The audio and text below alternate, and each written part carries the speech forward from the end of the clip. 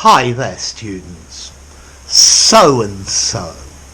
And we're also going to look at such and such. But so and so's the one I want to concentrate on. So and so has two or more different meanings. If you call somebody a so and so, John's a real so and so. What did you do last night? Tell me more, you old so-and-so.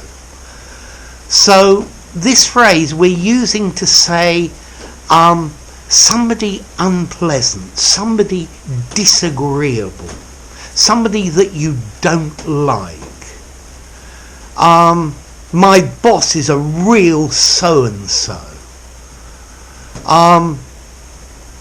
That policeman gave me a parking ticket. I complained, and then the so-and-so arrested me.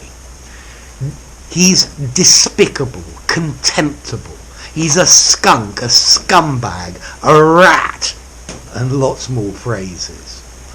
Okay, so a so-and-so, somebody you don't like.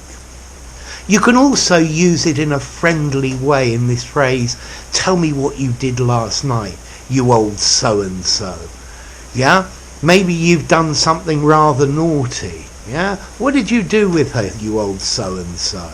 Maybe you could have behaved better. Okay?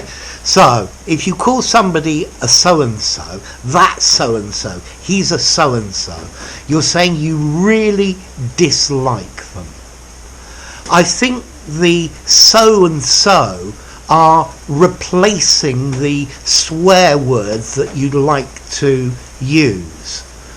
And instead of using them, you use the word so and so.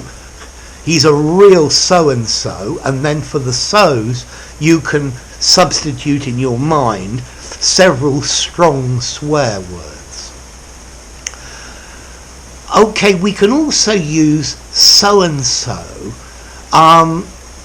for the name of a person or for a person that you don't need to specify who it is, or you don't remember their name. So let me describe a normal day in the shop. Firstly, Mr. So-and-so comes and buys some milk, and then Mrs. Such and Such comes and buys her bread. Now, normally, so-and-so we use to talk about a person, yeah, where you don't remember their name or you don't need to define it. In my example, I'm talking about a general person. Such and such is the same, but you can use it to refer to a person, a place, a thing, a time, and many more. I'll meet you at such and such a time, at such and such a place. So here, I don't need to define it. We're probably working out a way of working or a way of doing things, and and giving instructions, a framework for a salesman. Then you say such and such. I think you can probably use so-and-so for places. I'll meet you in so-and-so place. But so-and-so is much more common for people. So notice the difference. Mr. So-and-so is a so-and-so. There's normally a difference in tone and context. Okay? Then so-and-so arrived. Then such and such will arrive. Okay? When you don't know their name or you don't need to define them, then normally the tone is different. That so-and-so was really rude. He's a rude so-and-so. Yeah? The tone of my voice is very different, and the context I'm using is different. Let's see. If you call somebody a so-and-so because you think they're disagreeable, this is informal English. Yeah? for a conversation in the pub, for a conversation with a friend.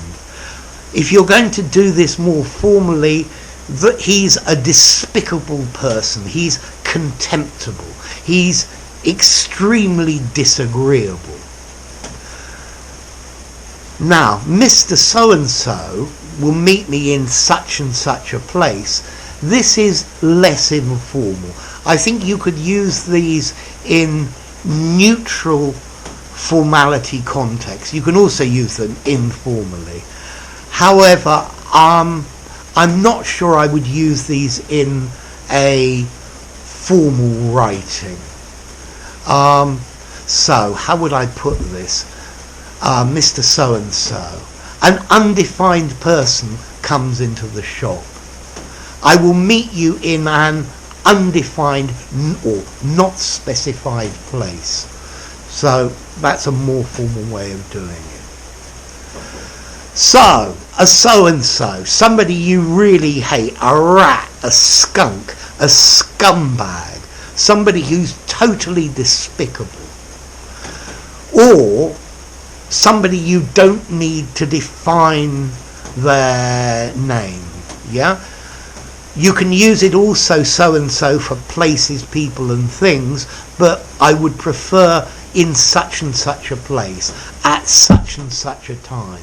You need such and such an article, okay? So, there we go. If you enjoyed the video, give it a rating, subscribe to my channel, and I'll see you soon. Bye for now. So and so and such and so.